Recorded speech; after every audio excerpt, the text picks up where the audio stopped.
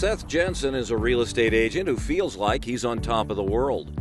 He spent nearly a decade in real estate with other companies before his broker, Alan Smith at RE/MAX Professionals, won him over. He was very complimentary. He's a great salesman. He just built me up and made me feel pretty good, but then he kind of also planted some seeds of doubt. You know, you could be doing a lot better. There's some things you're doing well, but you could be doing some things. You probably need to make some changes and do things a little better on some areas. But he did talk a lot about the benefits of the brand. So he did kind of make me want those benefits and things that RE/MAX has. Now that he's at RE/MAX, he says his good business has gotten better. I feel like I'm on a path of progression instead of kind of feeling a little stagnant and not really having a strong direction. And I feel like I have a much better idea now how to get to where I want to be. He operates as a team, with one buyer agent officing with him. He has an assistant and a transaction coordinator who both work off-site. One look around his office says, early adopter of technology. I can't resist all the latest gadgets and gotta have the best model of the phone and the biggest screen and all of that. I put my money where I know I can get a good return on it. With my setup, I can see everything. I don't have to close windows. I can look at 3 things at the same time or 4 things at the same time, and I can look at all my emails on that big tall monitor. I like to do that wherever I can with apps, programs, whatever I can do to kind of make technology work for me.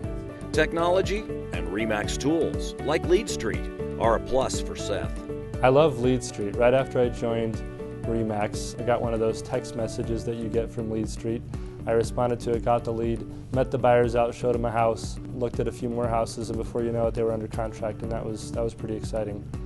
I had never gotten a lead from a company that I worked with before, and so to get a lead like that from RE/MAX was really exciting. He splits the buyers-sellers aspect of real estate at 50-50. I do both, but I could always use more sellers, and I'll take as many buyers as I can get to. How does he feel about his decision to move to RE/MAX? It took me a while to get here. I wish I would have come here sooner. I see the value, I've seen the light, and I see how my business can reach a much higher level with great people, with great support, with a great brand, and with all the tools that RE/MAX has to offer.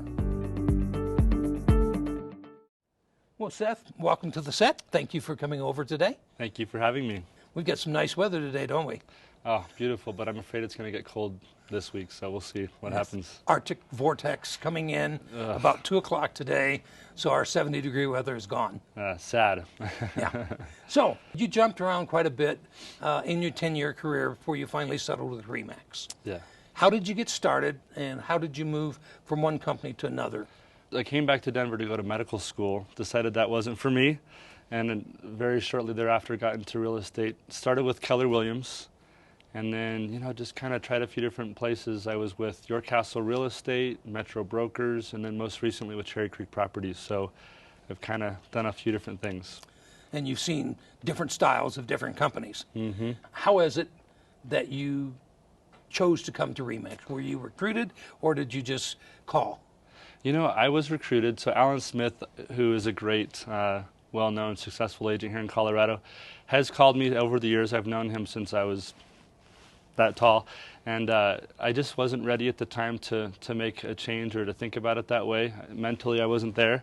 This last time he called me last fall, I decided to meet with him and just see what happens, and something clicked for me finally, and a few things that he said really got me thinking, and I really felt like I was selling myself short, and I needed to make an investment in myself and in the company that I was working with to get to the next level. And so the time was right, and I just went for it.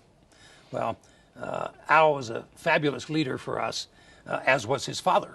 Mm-hmm. And his father contributed greatly to my personal success 30 years ago. So what value do you think the RE/MAX brand brings to you? You've worked for 3 or 4 different brands. Well, with the other companies that I worked with, there was really no benefit to the brand at all. It kind of was something that I tried to really avoid. I thought I could do it on my own, and I didn't need the brand. But in the back of my mind, I always knew that was holding me back. It was a concern for a lot of people when I would meet with sellers. who's Your Castle Real Estate, or what's Cherry Creek Properties? Is that in Cherry Creek, or where is that in my neighborhood? And with RE/MAX, I walk in and I have instant credibility. There's no question about the company that I work with anymore. So it just makes my job that much easier and just gets my foot in the door a lot quicker than with the other companies I was with. Yeah, when I first started RE/MAX, we became #1 within 5 years in the Colorado market. Mm-hmm. And then I often heard agents would say, well, Dave, there's too many RE/MAX agents. I'm competing against RE/MAX agents. And I said, well, you should have been here when I had the entire market to myself because nobody knew me. I had no brand. I had no market share.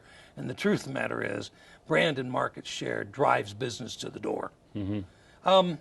What's your office culture like? You've been in all these different brands. How does a RE/MAX culture differ from what you've seen before? I just feel like there's a lot of collaboration.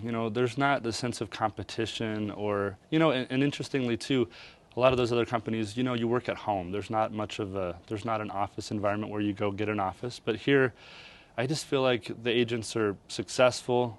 They have enough money to have an office. They're there to share ideas and help each other out. So I don't work at home anymore. I work out of the office. There's different ways of doing things, but that's just been a great benefit to my business. And I feel like I'm not competing against the agents in my office. They want to see me successful. They want to hear what my ideas are, and I want to hear what their ideas are. So there's a lot of synergy and energy in that's been really great. Yeah, there's a lot of people who have moved to home offices that have found out their income goes down because they get distracted. They also aren't serious about their business. What educational opportunities do you receive from your office and from RE/MAX? One of the couple things I really have loved is I got into the Peak Producers program that Brian Buffini does that was offered through my office, and that's been phenomenal. I've loved that program, and it's really helped me in doing a better job with my sphere, past clients, keeping in touch and being creative with how to interact with them and provide value and just unexpected extras to them to get that business. And then also our office, the managing broker, Rick Police, he does fantastic classes every month about how to generate more business, how to do listing presentations, and he's extremely successful. So I'm, eager to hear his ideas and just get some little tips and tricks that, sometimes on your own you don't know what to do or how to get to the next level, but I've gotten so many ideas. It's kind of like drinking from a fire hose sometimes. So there's plenty of opportunities to learn and grow. I moved here from Phoenix back in 1971, and my sales manager at the time, a very polished, sophisticated individual, worked the very high-end country club market. And I asked him, what should I do to be successful? And he says, lean on the other people in this office. And small office, 13 of us, 13 private offices.